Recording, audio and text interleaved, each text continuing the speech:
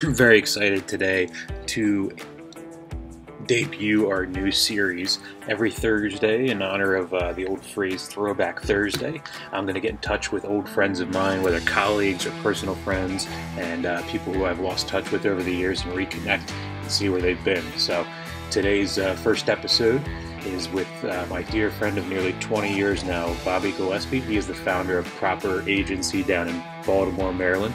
Let's jump in and check out Bobby's story. My name is Bobby Gillespie, known as Bobby G. I am the founder of Propr, spelled Propr. We are a advisory and creative services agency. I founded this company nearly 10 years ago. Excellent. Well, Bobby, tell me a little bit about, you and I, full disclosure to everybody listening, you and I have known each other for 20 years. We've worked together in the business back in Philadelphia. Let's take ourselves out of Baltimore, where you're sitting right now. Let's walk on down to the streets of Philadelphia. And I'm 18-year-old Bobby G. I just turned that graduation cap and gown at, what was that, high school? I forget right quick. Yeah, high school would be when I'm 18. Yeah. There you go. So you just turned that tassel, man. What is the future looking like for Bobby G? Well, man, I didn't have the greatest guidance in high school, and I thought that now so wrong. I thought that I went to art school since I was a kid. Like anybody that knows Philly, Fleischer and South Philly, it's still there. I was going there since I was just past being a toddler. So I've always had this creative energy. I've always been a drawer and doodler and artist. I always took every art class I could. I was, one of the best artists in elementary school, one of the few best in high school. But I didn't know of any career that you could be creative, which is mind-boggling to me now. I thought it was fine arts or nothing. And while I could have done that, I just didn't want to be a poor artist. So I remember this like it was yesterday. I was like, what do I not want to do? Well, I didn't want to work in a stuffy office and have to wear a suit and tie and stuff like that. So I was like, well, I love science as well. I'm really good at that. Let me pursue that. So when I started at LaSalle University in North Philly, and I was a science major, and I was a science major for 3 years. And I focused on environmental science, which is earth science. And I was studying geology, chemistry, math, while balancing a life of hedonistic pursuits. But it became really heavy on me because I didn't love it the way I would love something else. So my junior year of college, I was 21. I had these two friends that were going to, two ladies that were going to Florida for spring break, and they were going to the Gulf Coast, not to party, but to chill. And I basically begged them. I was like, come on, bring me along. So they had, secret meetings, secret conversations, and they're like, all right, you can come. You have to sit in the back seat, for the drive down. But we stopped, from Philly to, where the hell did we go? Venice, maybe Naples or Venice. I can't remember. We stopped at one. No one would give us a room. And one girl had a Zach Morris cell phone. She was able to reserve a room. And we walked in, dirty, smelled like Camel Light cigarettes and dirty weed, into this hotel. And they were like, shit, but we already booked the room. But before we got to Florida, we stopped at Savannah College of Art and Design, SCAD, because the one girl's brother went there. And the dorms where he lived in was an old motel, kind of like the old motels in the old Wildwood, where it's the outside and stuff. And we hung out there and took a nap, because we drove straight down. We were exhausted. But I was like, what the hell are you guys doing? What is this? So I talked about this a ton when I was younger, but that's where I had an epiphany. where I realized that there's illustration and graphic design and animation and all this stuff that, like, man, like, only if I discovered that younger, who knows where I would have ended up. But I became consumed by the idea. So we went down, we went and hung out on the beach and smoked a lot of weed and drank some Rolling Rocks and ate ice cream every day. And then we drove home. And when we got home, I got back to school, I went to talk to the Dean of Arts and Sciences. And her name was Julie. And Julie, I had the old Dean of Arts and Sciences was somebody who went to the same high school as me, knew my dad.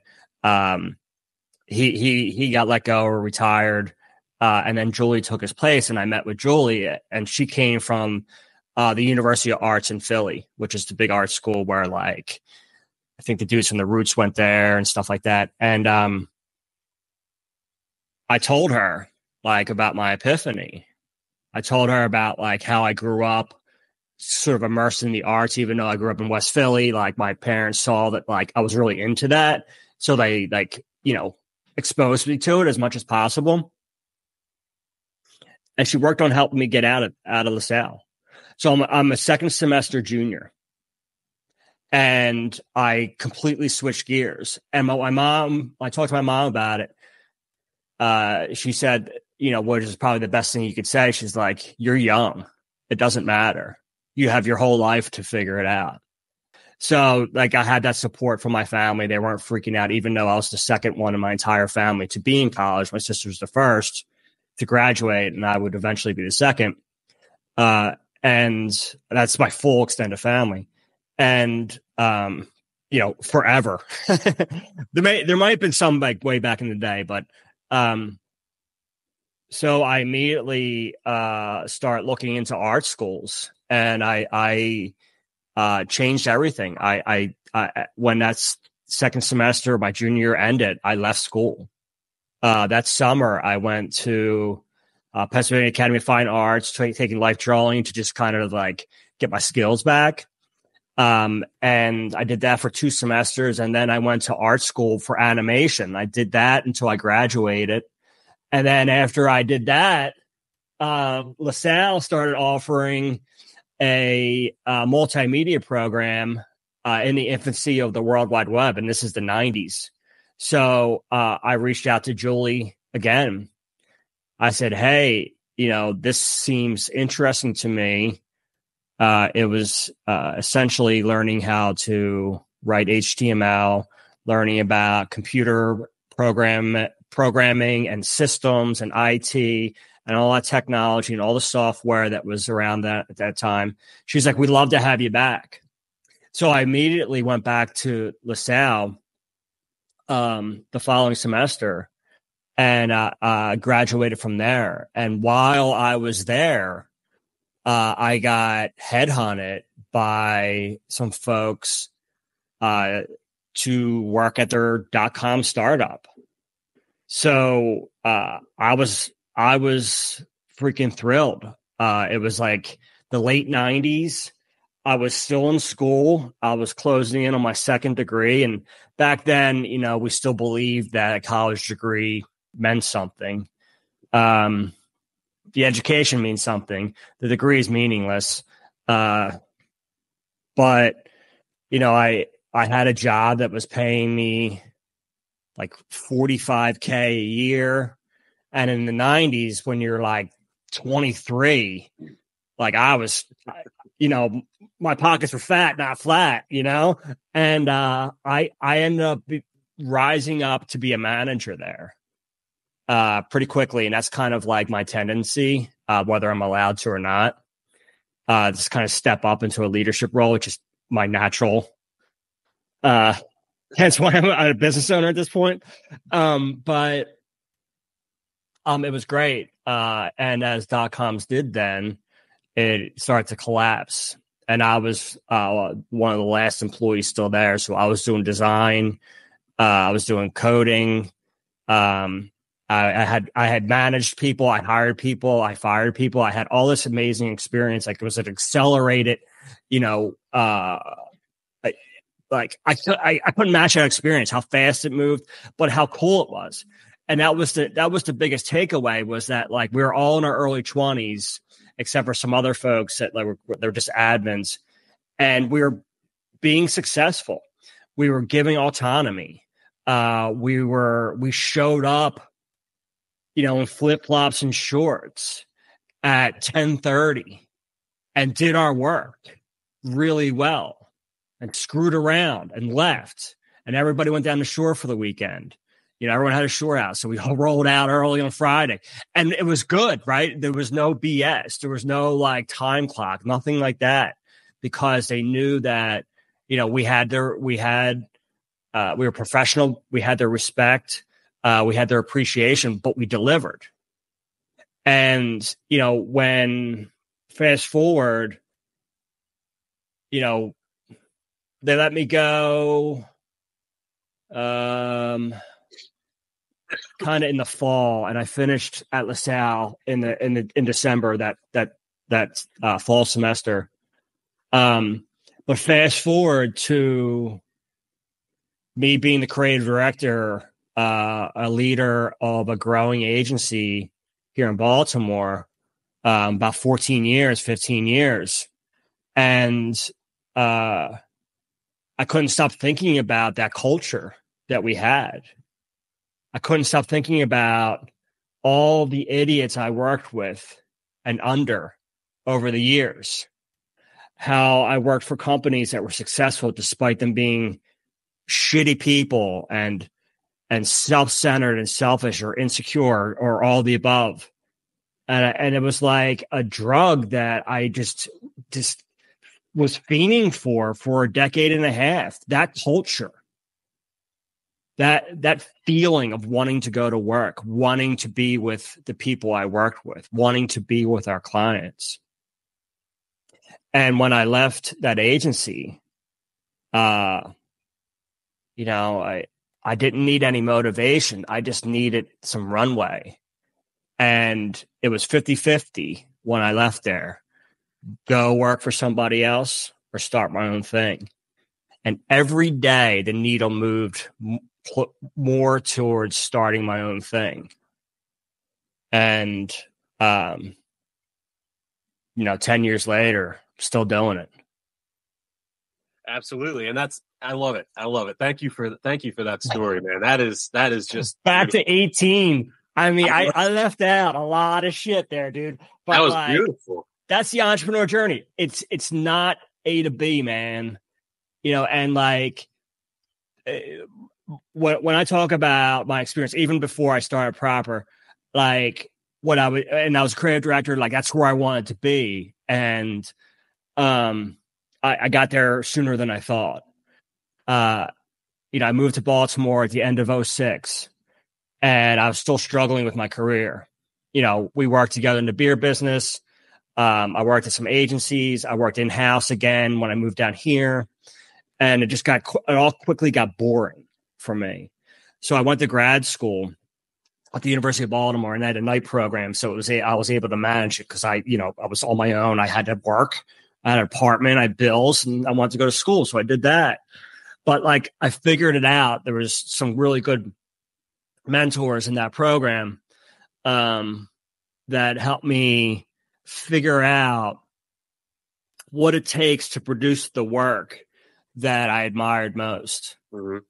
And once I figured that out, I could have dropped out of grad school, but I finished. And I was the best student, had the best portfolio, won all the awards. But after that, I dictated my career. I wasn't seeking.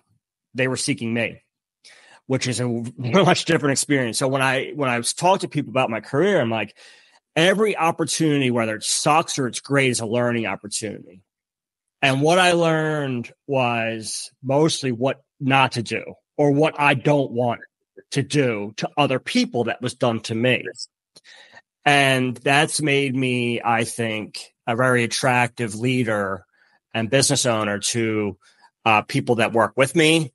And that is both clients and personnel. And, so like thinking about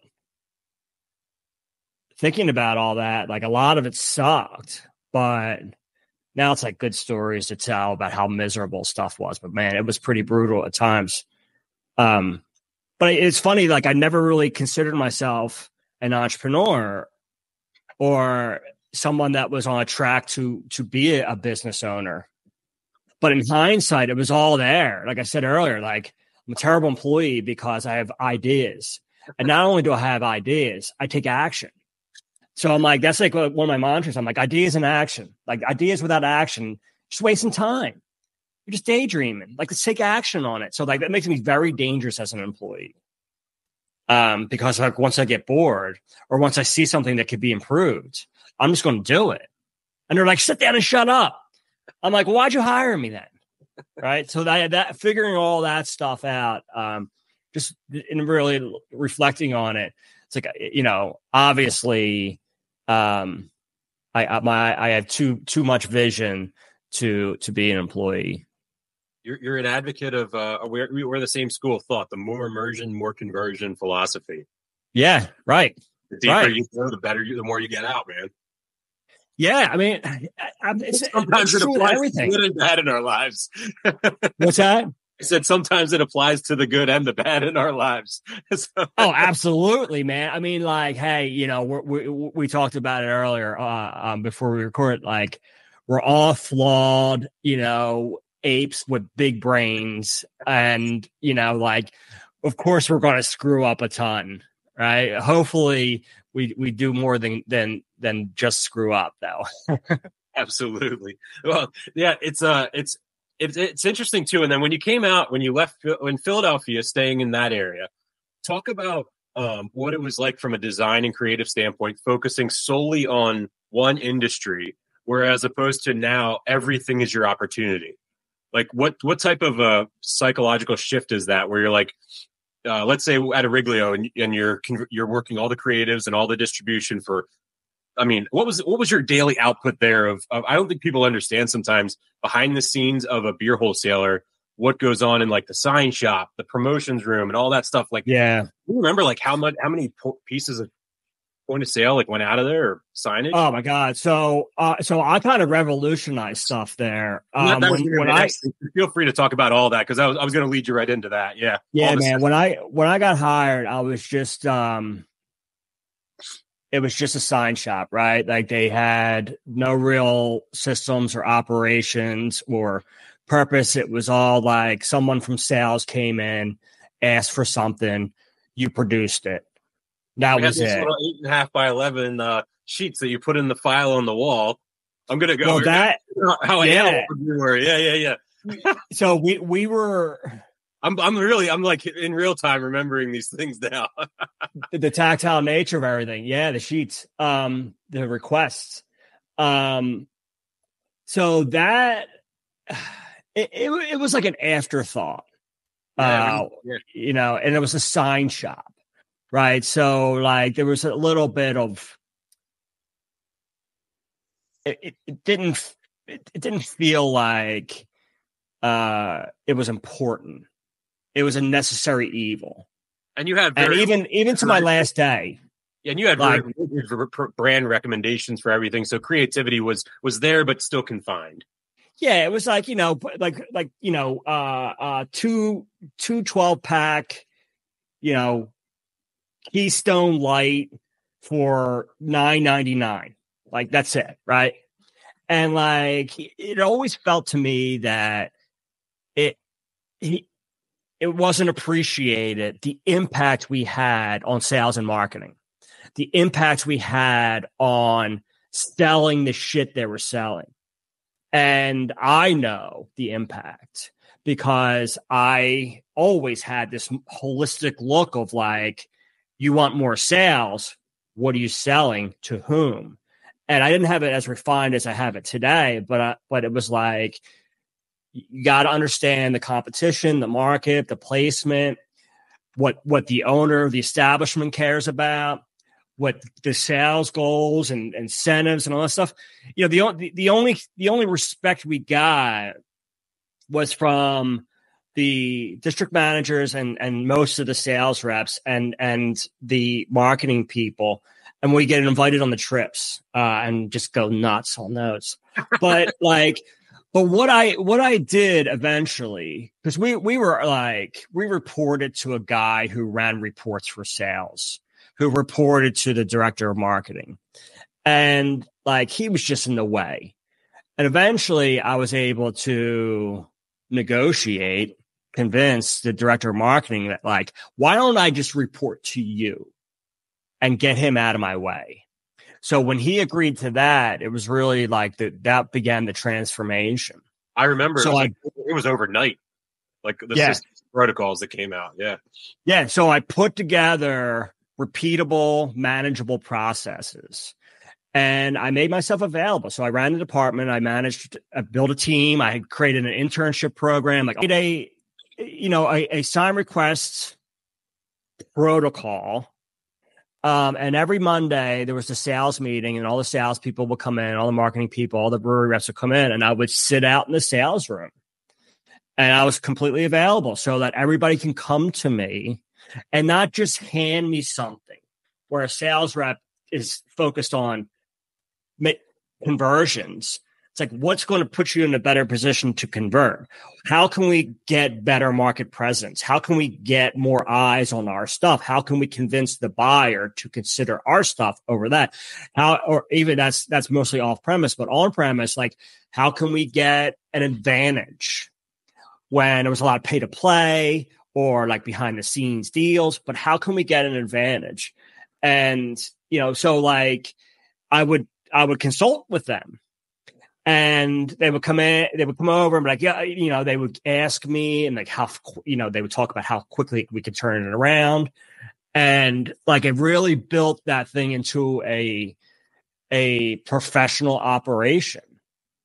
And we changed the name from graphics department, or from sign shop to graphics department. But really what we were was a, tactile marketing department. And, so all the initiatives that marketing and, collaborate with, the brewery reps, marketing people, and come up with incentives and deals and goals and objectives, we help turn that into a reality as part of like all the aspects, sales reps, incentives and people, conversations and handshakes and whatnot, calling in favors. And I remember Finnegan's Wake was a huge account. And I think it was Mike was the managing partner. And I think it was, I forget who, I think it went down there with Santucci. And yeah, you're right. Like, what happened was I became like a consultant around what we did and what we could do. And I brought like serious design and creative chops to the operation, to where, we weren't just making signs. We were adding to the ambience, the environment. To the environment, to the street, like a heavily trafficked weekend spot. Yeah. So like, no other, it was AB and Miller weren't connected, or I forget. I'm not sure what the situation is now, but it was, all the brands we had at Auriglio, and then it was, Bud and Miller and all their brands that we competed against. And, we went down to Finnegan's Wake and met with Mike, and Finnegan's Wake at that time wouldn't let any point of sale, any advertising in there except for like neons, tap handles, and maybe some Gilroy prints. And what we did was get his buy-in and permission, and I designed frosted windows that went on the outside of the building that look like windows, that look, like a Irish cottage, in winter, or, it's cold and it looks warm inside. It was bright inside. And we were able to put some, branding elements from like Guinness and Harp and Smittix and others that were important to us, Coors Light, I'm sure. And that was a game changer. And it wasn't, the salespeople. It wasn't the marketing people. It was me who went down there and listened to him and presented him some ideas that he never considered. And that was a massive win for the company I worked for. I probably got no credit for it, but other district managers would seek me out to do the same, bring me in because of my perspective and my ability to see the situation, listen to the customer, understand the goals and objectives for the company I work for, and present creative solutions that address problems in a way that improves it for everybody. And that's basically what I do for a living now. Like, I don't design anymore, but it's that consulting around understanding your goals and objectives and putting together a strategic plan based on that, not on tactics first. Eventually we get to tactics, but what's that strategic plan? What are our goals and objectives? How can we accomplish them? And let's do that. And putting signs up on neons and tap handles and T-shirts and merch. Yeah, that's tactics, right? But it's really understanding the situation and coming at it with a different perspective that is unique, but performs.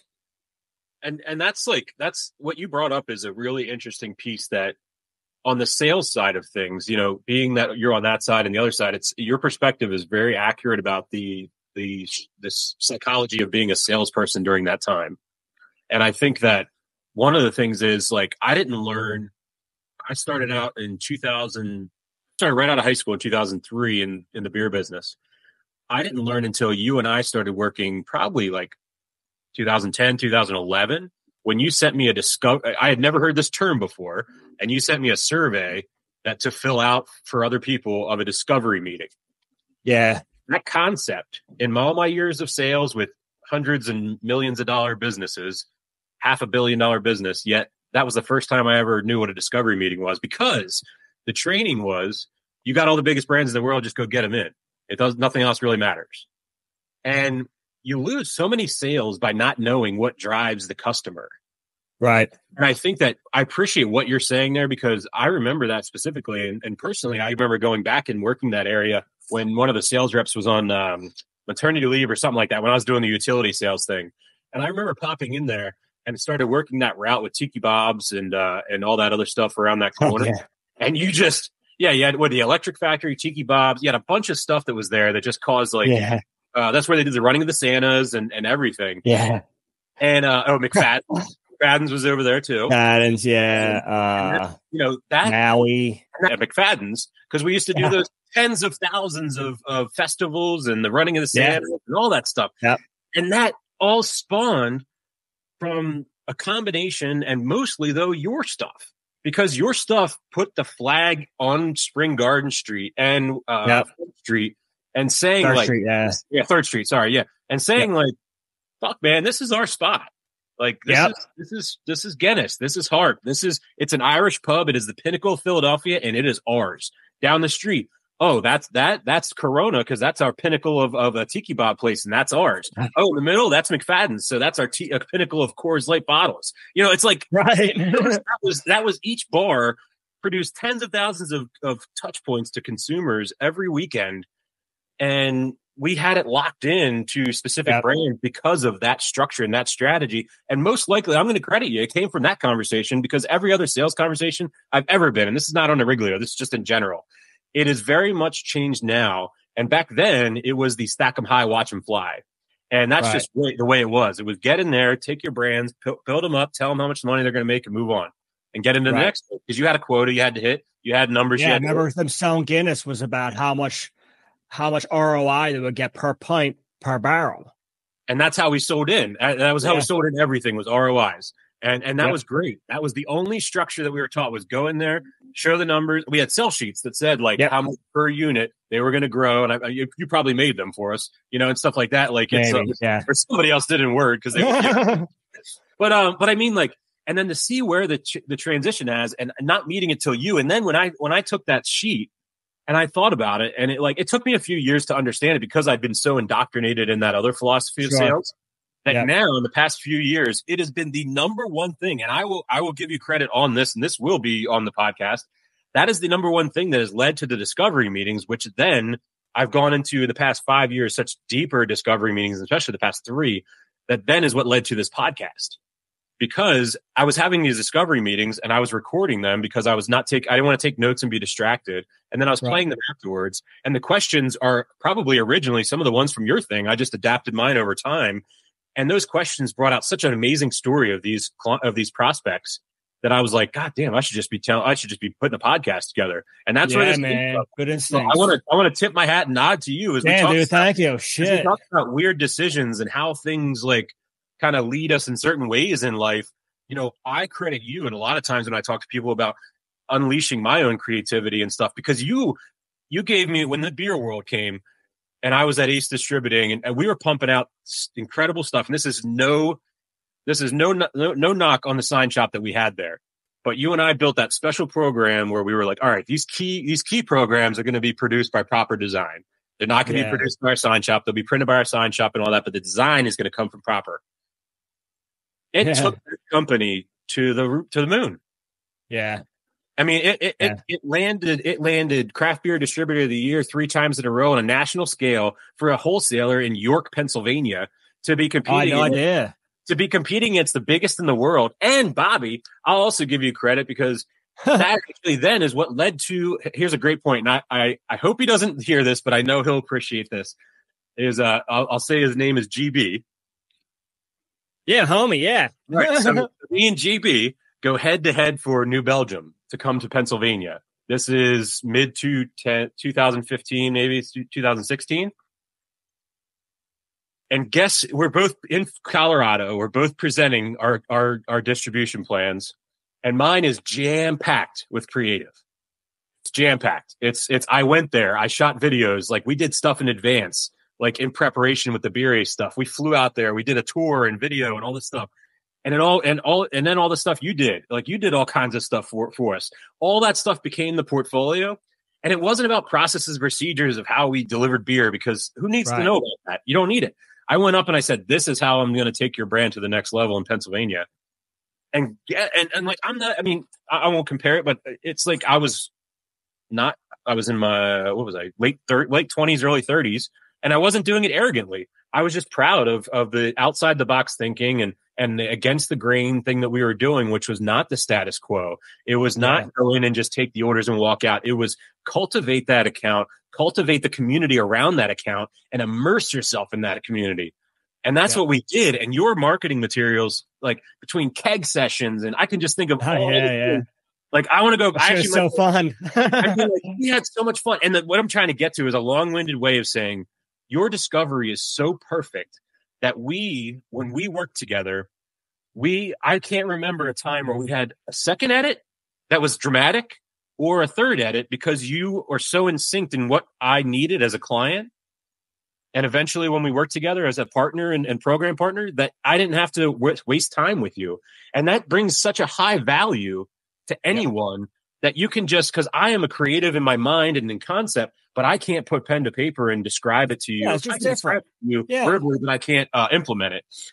And the way that you sync up yourself with your clients is just incredible. And I know it's very long-winded, but I think I just want to support what you're saying about how important discovery meetings are and how important understanding the conceptual strategy in the beginning leads to the tactical action plan. And too many times we get in these things where we're just so worried about the data and the results and the journey and the accountability. We're forgetting it. Yeah, we're overly complicating it and getting to that point. So sorry for the long-winded part, but thank you. Like I didn't realize all that. Like, and like, you know, I know what I did at Auriglio, despite the reluctance for them to acknowledge it and reward me for it. And, you know, there was a necessary evil top down mentality of it. And like, I was a wild fucking animal then too. Like, I got locked up. Like, I beat some dude's ass in Buffalo and got locked up. You know, we both went to jail during our time there. I remember that phone call to HR. Hey, I'm not going to be in on Monday.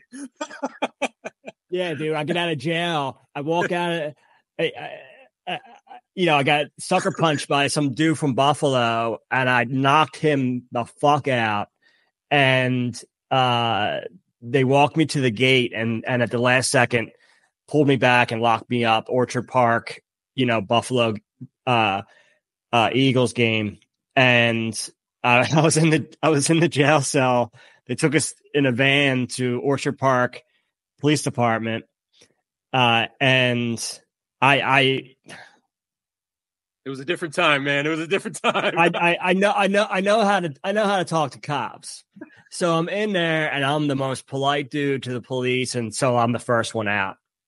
And as I'm walking out, it's all these Buffalo fans. They're all talking shit, except for the one dude who I knocked out was there. And they were talking shit, and I was like, ask your boy what happens when you talk shit. But I walked out, and I turned out the lights in the whole, like, detention room where we were all at. Oh, it's so funny. And the big-ass metal door closes, and they all start hollering. I banged them all. It was pitch black in there. And I'm laughing, and I turn the corner, and there is Bill Castleberg, the director of sales, who's the scariest motherfucker I ever worked with. And I'm like, I thought they just left me. I was going to go get a motel room, and rent a car and drive back to Philly the next day. I turn the corner, and I see Castleberg, and I'm like, oh, shit. And they waited for me, which didn't go out. But like, I was, you know, a wild guy, and everybody partied. I guess tarnished the work I was doing, or just it didn't change their opinion about the importance of marketing where the customer is and aligning that with your goals and objectives and your customer's goals and objectives, and a 3-tier, you know, sales setup. Like, there's another customer, right? And like, really, it comes down to, it was like, what's important to that customer? What's important to the middle customer? What's important to us? And once you understand that, like, and you can get people to talk about their business, talk about what they're doing, and they start getting excited, you know it's real. And that enthusiasm is infectious. You know, think about when you talk about your business. I think about when I talk about my business, all the shit I've done. Like, this is really exciting stuff. And like, get your customer to start talking about themselves. And before you know it, like, you're closer in a relationship. And then you're like, you know what? We're just not a vendor. Like, we're a strategic partner. Like, their success will bring me success. And, you know, that's just kind of how I'm wired. And it took me a long time to realize that that's the best way to do it. And to refine all my methods of doing that. But at the end of the day, like, it's people selling to people. And if you can get it down to really simple ideas and the simplicity of it, it's just like, hey, that person wants to buy something because they want it or need it. It's like, okay, we'll speak to why it's good and better and why it's right for them or not right for them. That's okay too, right? And if it's not right for them, maybe that is. You know, it's like, oh, okay, like, it's not that hard. And I'm not like discounting. Like, I know lots of salespeople and marketing people that are incredibly talented, more talented than I. But like, when you get down to that nitty gritty, it's really, that's what it is. I always started telling my sales reps and stuff, like, if you're in there and you're not getting anywhere, like, you're not getting a place where it looks like it's happening or anything like that, it's because you haven't established yourself on a personal level. And I keep telling people all the time, they don't buy the products.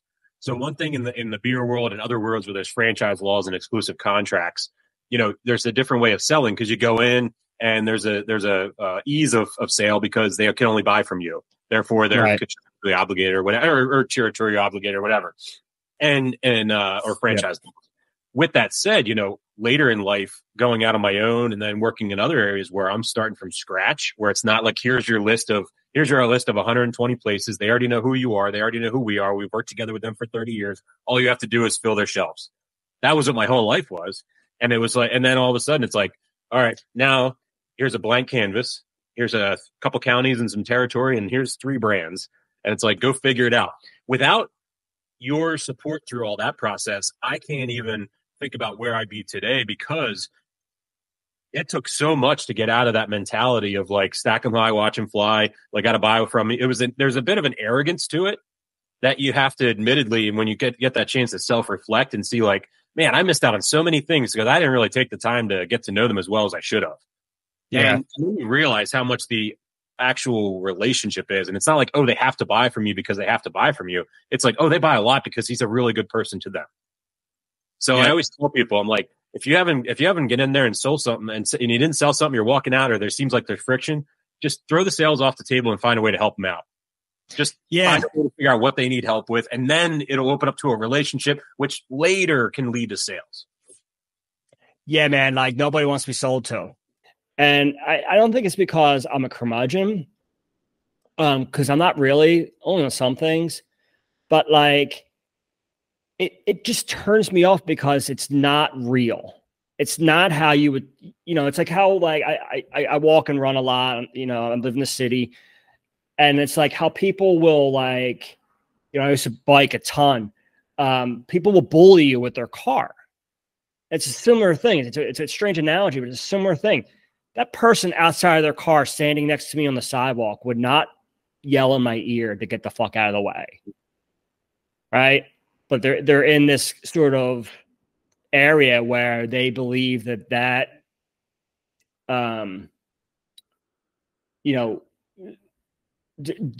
doing that, treating people like that is justifiable. And it is a weird analogy for sales, but it's the same thing. Would you actually talk to me that way? It is so challenging. And from I see 100%, I hear 100% what you're saying. On the flip side, since COVID, with everyone being like remote and whatever else, it is so hard to like generate prospects now. And I think that I hear you 100% because I'm a hypocrite, ownedly, because I send those things out to curate prospects. And I hope that they'll just look past that to get to know me on the second follow-up. It is such a challenge. I use video a lot for this now. I make my intros, instead of that cold message, I make it a video of me. So I'm like, hey, I am trying to sell you something, but there's a reason, and just give me 5 minutes to talk to you. I'm not an AI, I'm not a spam, but there's no other way to talk to you initially in cold. Yeah, I mean, I think it's very challenging. Yeah. I mean, you think about like your personal brand and like, and not to get into like cliches and buzzwords, right? But like, let's define brand. Mm-hmm. Brand is your reputation, right? So like, what reputation do you want? And that's the brand you have to own. You have to work towards that, tirelessly and consistently.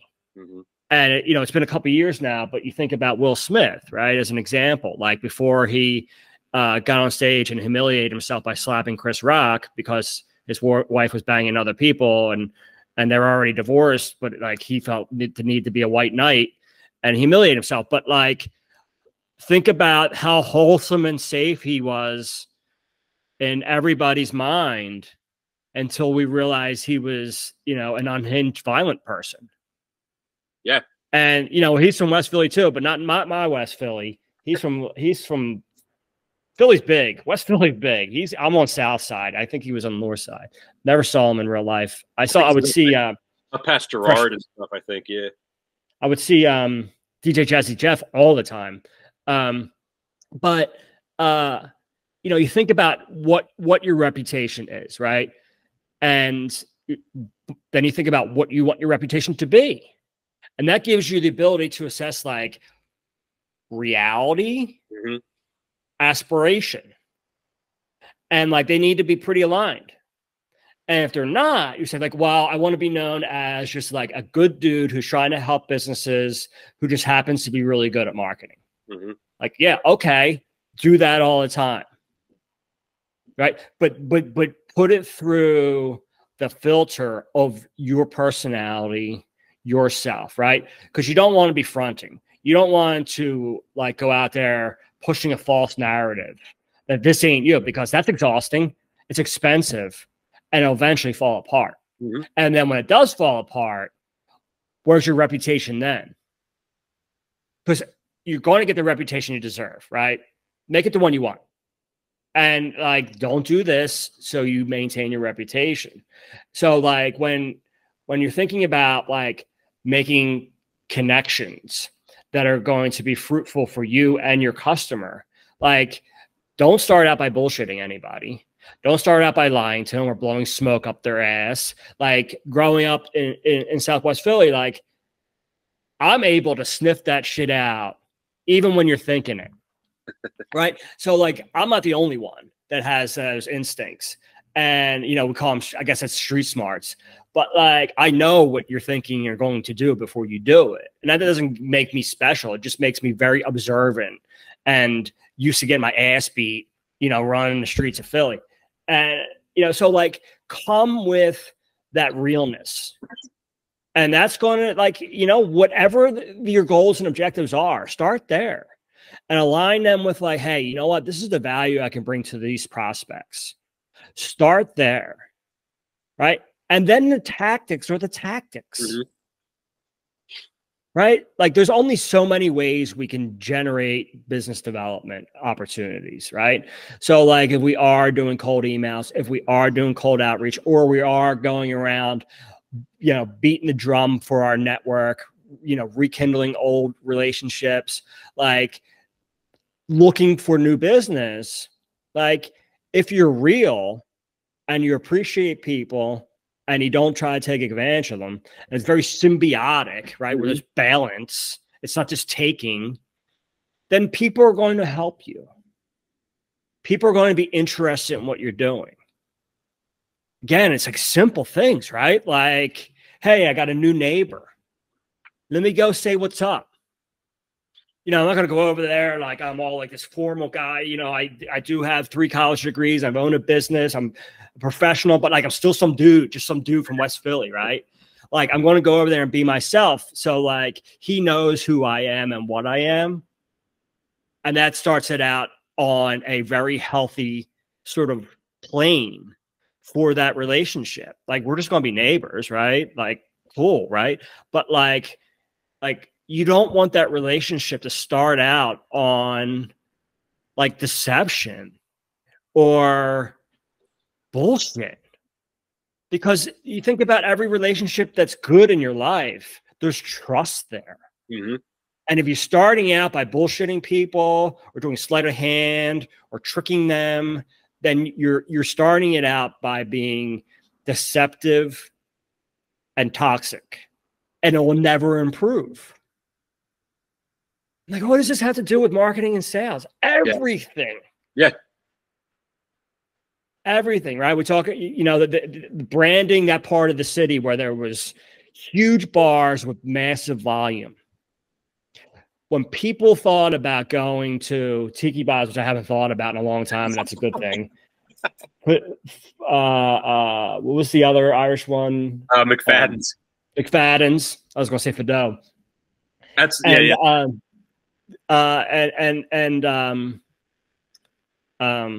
Phineas Wake. Even like Rock Lobster and whatever those Maui, and like you knew what you were getting into when you went there.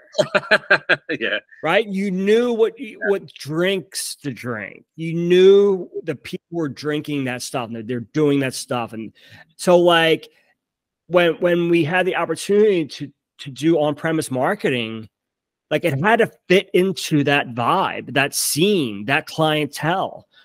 And like forcing in something like Guinness at, you know, Rock Lobster, it's a fool's errand. Yeah. Yeah, like it works. It works, and that's the thing is, people don't have to. You have to get out of that territory mindset and to get into the actual personality. Like you take two places that are 500 yards apart or 50 yards apart, even it could be a whole two different marketing campaigns completely to places that are 50 feet away from each other. Yep.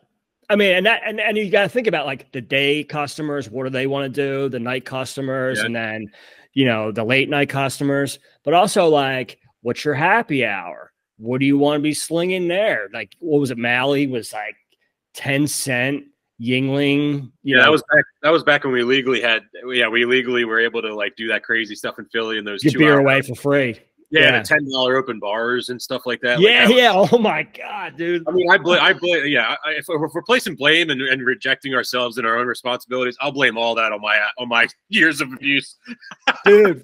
I'll tell you what. I had a place down the street for me that was like 2 pennies on Fridays and $10 on Saturdays for all you can drink. Dude, remember we would go to Roosevelt's? That's that's exactly what I was talking about. And like Dudley knew the dude, so he would give you like I would drink bourbon and ginger ale. So he'd give them to you pint glasses. That's exactly the place, which I will still say on Saturdays, I didn't mind paying the $10 because the wings and Saturdays it was $10 because it was an open bar for 2 hours and an open food buffet because it was like open wings and pizza. So like as a Drexel undergrad, walking 500 yards or 100 yards down the street to that place was gold. Oh my god, dude! It was freaking so dangerous. All the pennies all over the bar and everything. Everything was. It was. I mean, like when they used to do that, like it was the city was a biohazard because there was literally throw up everywhere. It's in the Aaron Express buses, dude.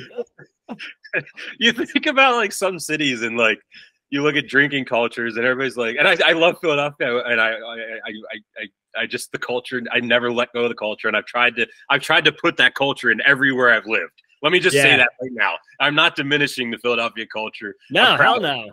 And every day I apologize for my own Philadelphia mentality because of my aggressiveness and my loudness and my gruffness. And at the same time, I'm like, yeah, but I am from Philadelphia. So all that gruffness and all that rough around the edges means there's a big mushy teddy bear inside. This guy's 6'3", 300, and I'll do anything for you. But at the same time, I'll snap a tree for you. Dude, I was talking to my mom on the phone yesterday, going for a walk during the day, and like I'm the nicest guy, unless I'm not, and like I will give people shit. And people are so like, there's this incredible self-centeredness, and selfishness and just not looking and considering others in life. Right. And it's just like, we're talking about that for like marketing and sales and stuff, but it's like, how about you do it in all your life? And this guy had this huge monster truck parked on the sidewalk on the street, and he's doing work at a house. And the guy, I'm walking up the street. Baltimore's very hilly. I'm walking up the hill. And the dude in the truck leans out of the truck. He's like, I'm driving down the sidewalk. And I got my mom on my earbuds. And I'm like, what? He's like, I'm just letting you know I'm driving down the sidewalk to park in front of the house. I'm like, it's the sidewalk, dude. No. I was like, where should I walk then? In the street so you can drive on the sidewalk? And I'm giving the dude shit. And then the homeowner is like, you can just cross the street. I was like, no, he could drive down the block and walk up to your house if there's no parking right out front. I was like, all you think about is yourself. All he's thinking about is himself. I was like, kids walk down the street coming from school, and they're going to walk in the street around this monster truck and might get hit. And he's like, the kids walk in the street anyway. And I was like, and that's like where I'm like, you're just a complete asshole. Right. And you've established that you have no care for anybody else at that point. And it's just like, and I'm constantly giving people shit and antagonizing them. My wife's like, you got to stop. But like, it also makes me laugh really hard when I get them really pissed off because they're so freaking self-centered, and I just blow that up. And then they're like, oh, no one's ever called me out for my shit before. I can't handle it. It's like, dude, Like my neighborhood, if you did something egregious, you got beat up 3 times. Like it just regulated that. That's there was something the other day, and I know this will go up, and I know it'll get taken out of context. But there was a thing the other day where it was like for kids today, you know, I think, and this is genuinely from a psychological standpoint. They're like, we've gone to such an entitled culture from the adolescence to there because we've taken away the attitude adjustments that we gave ourselves back when we were kids. Like it wasn't. I was talking to a guy the other day who said the same thing. I'm not condoning violence or anything like that, because it could be just like you said, it could just be for calling somebody out. But we've stepped back so much to like not critiquing or criticizing each other, even when it's constructive. So then when we do hear criticism, even if it is constructive, it's held to and I'm gonna hold myself accountable sometimes. You interpret it in a negative way when really it's somebody just trying. We're not used to it because we've taken that out of culture. That tribe mentality, that village mentality, where you're like, you can talk like your family or your best friends. You can tell them they're being an ass, and they'll hear you, and they'll be like, they'll look and self-reflect as to why you said that, because they trust your opinion. And I think that's something that we lost as adolescents through generationally, and raising kids now in a whole different perspective. I have 10 to 19 in the house now, and it's like between that, looking at that, it's like they missed that. They missed out on that, and it's just like there's nobody. Yeah, I've only been who I am today. This is here you go. I only been who I am today, or I am who I am today because of the people that have molded me in certain ways along the way and rightened me on certain paths. I by no means, my responsibility is I executed on the actions that the people I trust told me to do. Yeah, that's all I did. Dude, my good friend, like we've been friends since high school. We went to college together. We remain friends to this day. And when I first moved to Baltimore, he helped me move down here, and he would come down a lot on the weekends. And I was dating my wife, who's now my wife at the time, but I didn't want to. I was fresh in this new city. I got, I'm this Philly dude. I'm interesting. I'm like very well read and love the bars. Just walking around the boombox blasting Jazzy Jeff around Baltimore. I was learning all about Natty Bo and everything else. And but like I was dating my wife, and we went to a party where she was at, and we left the party, me and my buddy, and we're walking to go down Fells Point where I lived to go to 10 different bars. And we're walking down the street. He goes, in his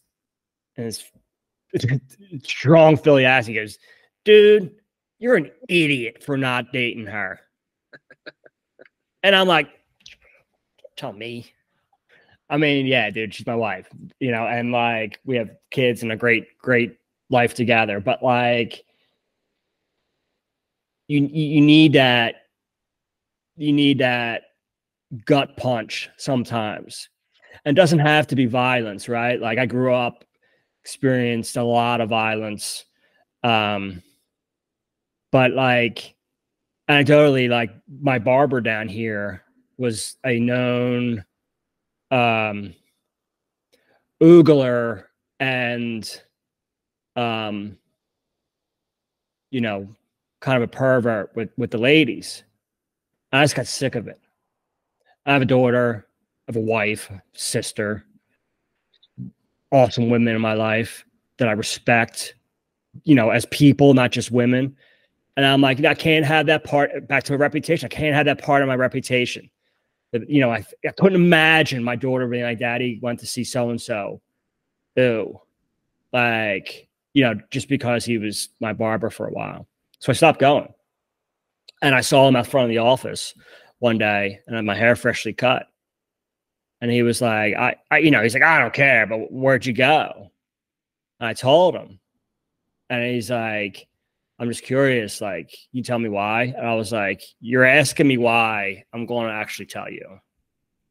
And I told him basically that. And he was like floored. But I know He's about 5 years older than me. He's in his 50s. Somebody just told him. And even then, it didn't even like they could beat his ass or just have an impactful conversation. And I'm a proponent of whatever it takes, in certain ways and stuff like that. But I don't think the ass beating is really relevant. No, but you're right. You're exactly right. And that's exactly what I'm trying to say is that I don't take credit for any positive changes in my life. They all are contributed to different people in various chapters that affected me. And then I embraced something that they were doing to help me. Like I can't really say that like, oh, I own all of this joy and all this success. Yeah, and right. And that's exactly what I'm talking about. And you're on the same page. And I think that, like those types of things, I found on a positive end, I found that my directness, let's call it that, and my candor has landed me more clients. I'm sure it's not landed me some, and also landed me more people that respect and want to be around me, because they all know where they stand. And it's not some petty high school way where I point it out, but everybody knows where I stand. And I'm also very honest with people. I'm like, hey, I have my faults. Here are these things I'm working on. I'll also credit AA for that. You know what I mean? Like that's like going through AA, like just freaking put me down a trajectory of self-understanding and inventory that allows me to tell people like, hey, don't ever hesitate. If I'm doing something fucked up, call me out. You don't need to blast it to the world. You don't need to like get pissed off and throw a fit. Right. Put me aside. Tell me. I am open to criticism. Oh, I demand it. Like I want to know. Demand's a good word. I tell people right off the bat when I meet with them. If I know I'm going to be with them, I tell them right off the bat, we will not work together well if you harbor resentment and like ill feelings toward me instead, and don't tell me what I'm doing wrong to make this work. I have a good story about that. So I was consulting with a client. New client. We're helping her go from being like she's brilliant, super successful, but she was transitioning to be a consultant full time. And we helped her build her brand and her website, but also I was helping her build herself and her messaging and how she would talk about herself and what, help her strategically put together the plan, all that good stuff. And she goes to me one day, tough as nails, right? This 5'3", Jewish woman, attorney from Baltimore, but like, was used to calling out the chief of police in front of the whole police department, like tough, right? But like not the B word or anything, I don't like to use that in that context, but like professional, right? Like role model, inspirational. And she goes, Bobby, what if and she was initially going to like advise CEOs, federal city governments, nonprofit, like big philanthropies, like that was her target audience at the time.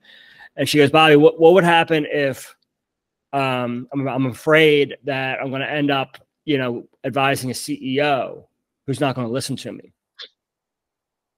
And I said to her, first name, don't ever be afraid of that, because the ones that don't want to listen to you and are afraid to hear from you won't let you in the building. Your reputation and who you are and how you operate will precede you if you just push that. And the ones that want you for you will seek you out. And you think about that, right? Everyone wants to sell to everybody. Wrong. You should never be for everybody. Then you're a commodity, right? And then it's just about how cheap can you sell your stuff for, right? The cheapest gas on the street, commodity, right? But if you are yourself, your authentic self, you'll have no competition because no one can compete with you on being you, right? And then that gives you the ability to only attract the right fit if you message that properly in the right place at the right time to the right people. And the ones who are like, hell no, Bobby, he's too much for me. They're not going to bother me. They're not going to waste my time, right? And that's fine. In fact, that's great. You think about when you're younger, right? You just want to be accepted. But as we get older, like I just want to hang out with people that I appreciate and they appreciate me. And that same thing goes with your clients and customers. Yeah. as well as your friends and family. Right. So just attract people, not like-minded. You don't have to share all the same values, but you give a shit about the same stuff, about how you operate and treat people and speak to people and what's important to you. Right. There's no bullshit. And that just makes it natural and organic. Right. And like whatever we're selling to our clients, right, we have to be a trusted advisor. That's kind of non-negotiable now. It's not an option. Like, because we know our stuff better than they ever will. They know their stuff better than we ever will. So then we're talking about like, is this right for you? Not like about like features and functionality and ingredients and this and that. Like that doesn't matter. Right? You can drink Coors Light or Miller Light or Bud Light or Heineken Light or whatever, like whatever. But like when you think about like what matters most, what's most important to you, like what makes you feel good, what makes your customer feel good, what makes their customers feel good. Like, okay, let's work on that. And that's all relationships, human interaction stuff. Dude, I typically at the end of these tie it into like, what would you do to help somebody else out and some advice? But I think we have like the most impactful episode I've done so far. I'm literally like letting you go, and I'm just like thinking of all the clips that are going to come out of this that just are going to, that, I mean, I'm joking, but I'm also serious that hopefully, and I think that people will find very beneficial, and it has nothing to do with creativity. If they're not like what you're talking about, my point is you don't have to be creative. You don't have to be analytical, linear thinker to understand the values and what you're talking about. They're applicable to both personalities and all personalities. Sure. And I think that I appreciate what you're saying today and the candor and openness you were talking about it, because I think that one of the things out of this episode, especially in this podcast, is bringing the raw, authentic people forward over the brands and over the packages. And having the brands and the packages take a backseat just for a moment. And just for a moment, so that the world can see who it is behind the scenes and how their personality is a direct representation of how their business is being run. And you are, as well as others that have been on this podcast, an exemplary piece of that, is that and that's one thing that I say is, and this is not diminishing anybody that buys a franchise. It's not diminishing anybody that buys another business to start out. But there's a special type of person that starts a business with a white piece of paper and a pencil and looks at it 10, 15, 20 years from now, and it's still existent. And that's something that I respect out of you and a lot of other people that I talk to on this, and inspirationally as well. It's like I was the first one with my two cousins. We all were the first ones that went to college as well. I lived in Philly for a while, and then I grew up in West Virginia for a while. I left West Virginia because there wasn't a lot of opportunities there after elementary school. The high school was what it was and stuff like that. So, yeah, I remember that. Now you say it. Yeah. So I was down there, and then I got that wrestling scholarship to the boarding school, and I started over there, and that's where the psychology began to change, and I started meeting different types of people, and started to learn about other religions, which I'd never known about. Being in West Virginia, you didn't really get to experience culture. Monoculture. Yep. Yeah. And I guess what I'm trying to get at is I also never in my wildest dreams, my whole family, my dad's one of 13, mom's one of 5 or 6, trying to remember now. And, everybody was steel workers, railroad workers, factory, working at the dump, waste management, whatever it was. And I'm proud of all of them, because it's what gave me the drive and the I don't mind manual labor. I don't mind any of that stuff. I don't mind rolling up my sleeves. I'm not good at it. I'll admittedly say I am not a handy person.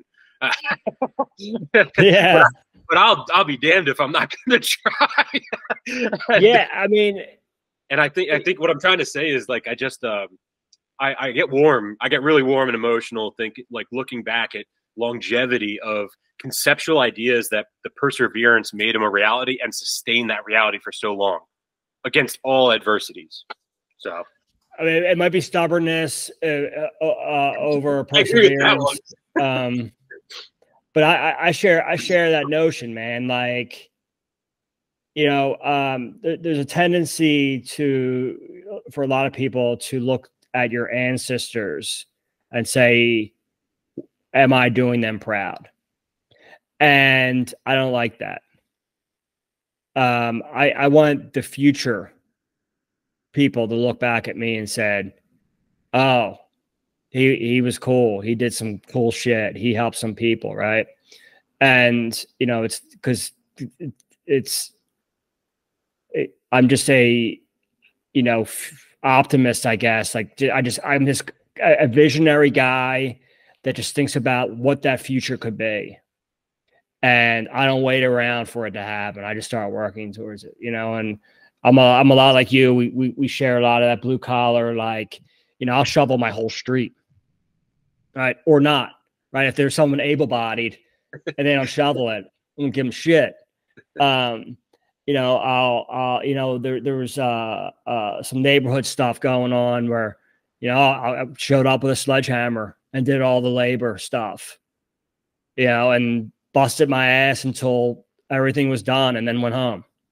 Like, I got 40 trees planted in my neighborhood, worked with the city, took 2 years. I didn't do that for me. I did that for people in 50 years to all have shade when they walk their dogs. Mm-hmm. And like, I think we need more of that. I have this, here we go, the saw on the wall here. And I had a meeting the other day and the guy's like, before we go, what's the deal with the saw?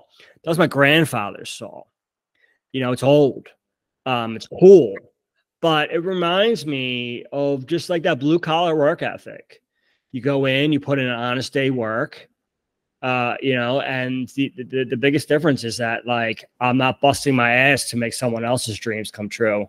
I'm busting my ass for my family, my dreams, right? But I'm not hurting anybody to get there.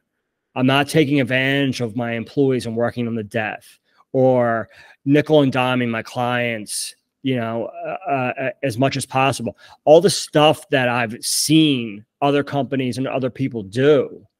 To what end is that, right? Like, who cares how much money you got if no one likes you at all, right? Who cares how much money you got if you're not happy, if you're not kind, if your kids don't appreciate you? Like, I drop my kids off at school every day. I fucking love it. It's only a mile away, but like I've been doing it. My son's 8, my daughter's 11. Like, I've been doing it for a few years now, where I just told my wife, I was like, I'll take them every day. And like Fridays, I pick them up. And like, I get to see them. I get to talk to them. I get to mess with them. They get to make me laugh, to remind me of stuff, tell me stories, tell me what they've been doing, or not tell me anything at all. Like, all that stuff is so important to me. And so I make it happen. And like, could the business be bigger and make me more money? Probably. But what's the price to pay for that more money? I tell people a lot. They're like, well, how much do you do revenue wise? And I said, it's not really that important as much as, like, my most valuable thing with my business is time. Yeah. Time is related to everything. Time's related to me being able to focus.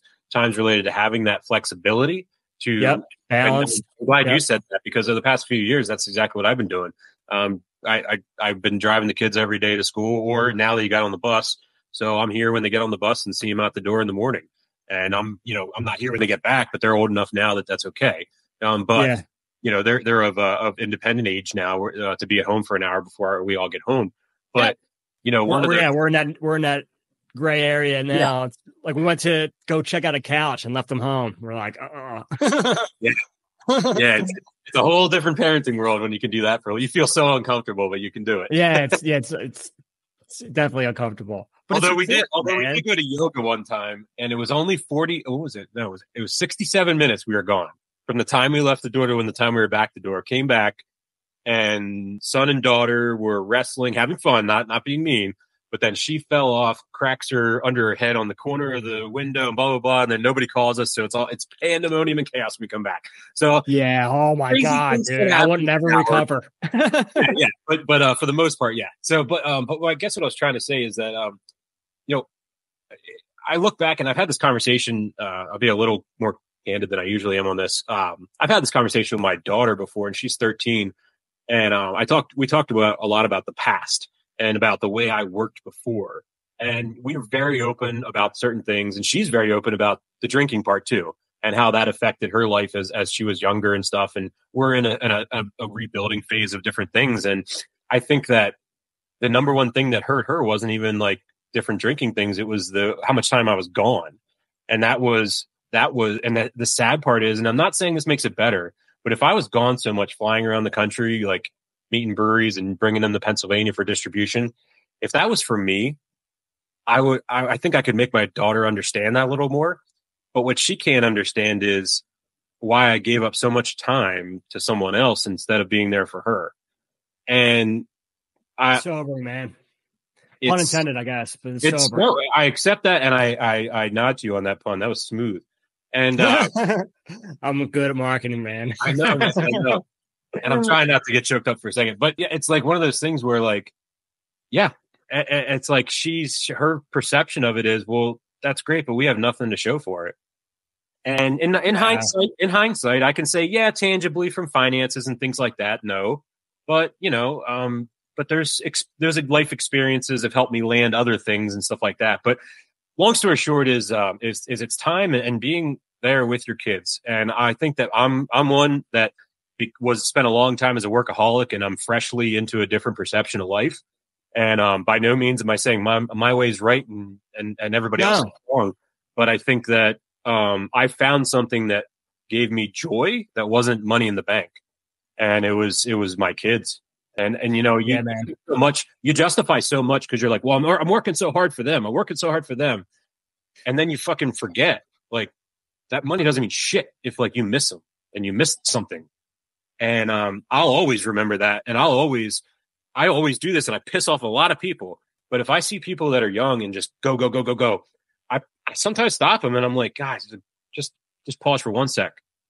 Like, if you weren't doing this, what else would you want to do with your life? And then those next two things, I try to tell them, like, hey, find a way to decrease this by 20% and start putting that into 20%. And then let it grow.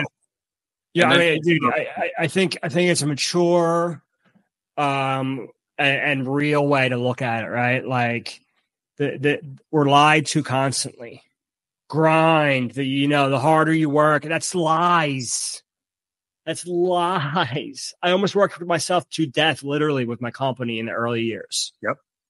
And I remember when, I was the creative director of the last job I had. My daughter was born while I worked there. And when I would get home, I wouldn't get home super late. She was what we called melted down. Like, I couldn't hold her. I couldn't hang out with her. She was just crying, and she needed her mom, and she needed to be put to bed. And that sucked. Right? But don't be too hard on yourself, man. Like, we're lied to constantly in this world, right? Like the false narratives of, like, overnight success or the grind game, or, like, Musk or fucking Bezos. They just worked harder than everybody. Lies. It's amazing, man. We all took that Inc. magazine hook, line, and sinker. Yeah, and it's all propaganda or PR, right? And, like, just think about the amount of money they spend to propagate bullshit. Like, so that's why it's like, don't even look at that. Mm-hmm. It's not real, right? Like, but, like, you acknowledged it. You changing it, right? And your daughter's going to respect you even more because of that. And it's okay, right? Like we said in the beginning, we're just big dumb apes with oversized brains, man. Like, we are not, like, we constantly got to get our shit together. Constantly. Just when you think you got it together, you're like, oh, this is all wrong. So, like, that and that's okay, right? And, like, being able to, like, be balanced. I tell people my free time's worth $3,000 an hour. And that helps me make decisions like, do I fix that myself or do I hire somebody? Do I paint my house or do I hire somebody? After hours. If it's going to take me, if it's going to take me 12 hours to paint my house, that's $36,000. I paid some company $4,000 to paint it. Easy. right? And then you just got to balance around like what do you want to do as well, like gardening and shit. Like I like to do that, so I don't mind. But like clean our house, like we pay somebody $150 twice a month to clean our house. Why? We don't want to do it. Yeah. And it costs us $300 a month. And that would take me 3 hours. That's $9,000. I had a guy like doing some work in my basement. He's like, "You're a smart guy. You could figure this out." I was like, "Or I can go sit on my front porch and drink a beer while you do it." And that's not being rude. It's just No. like you're valuing your time. Respecting myself. Yeah. Right. I'm going to go listen to a record.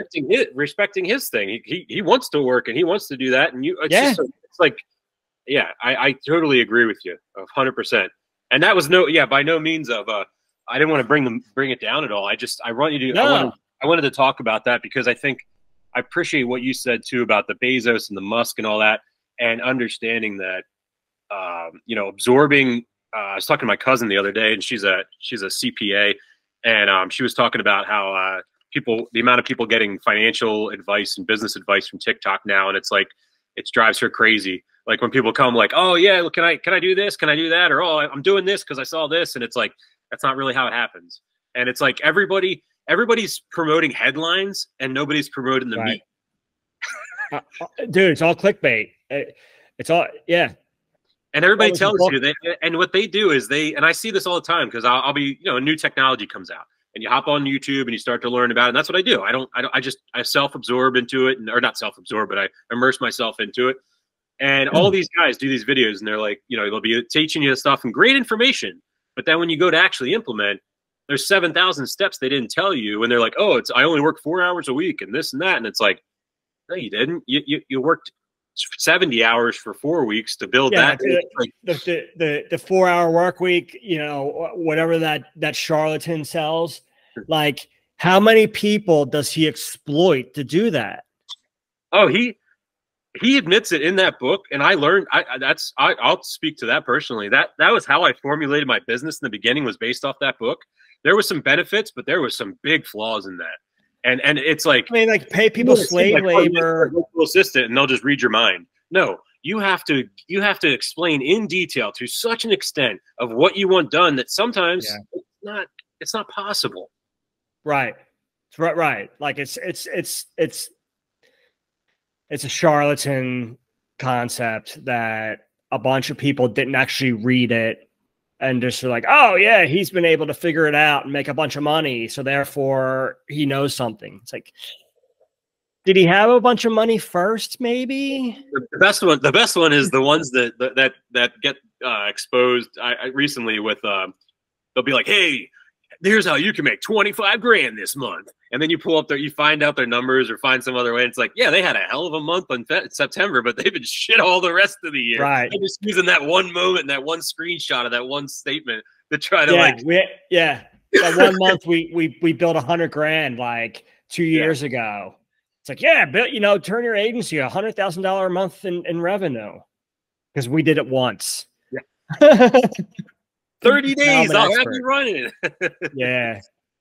Well, hey, man, I appreciate the time today. You gave me much more time than I had asked for, and I want to tell you. Dude, my pleasure, dude. Dude, I'm grateful. I'm flattered. Thank you. All the wonderful things you said are just really good to hear.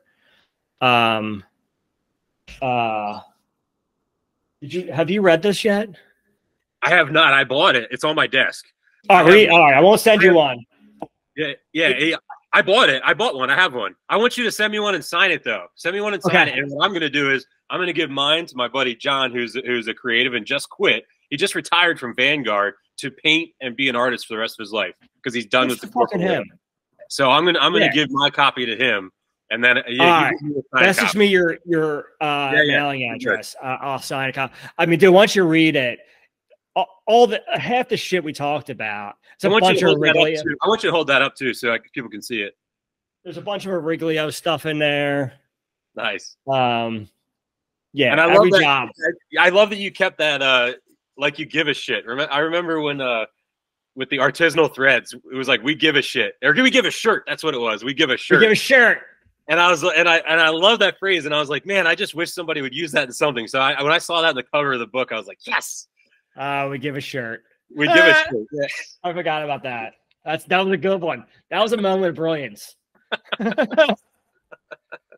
Dude, let's rekindle our friendship. This is not the last conversation we're gonna have, buddy. Yeah, I this is good.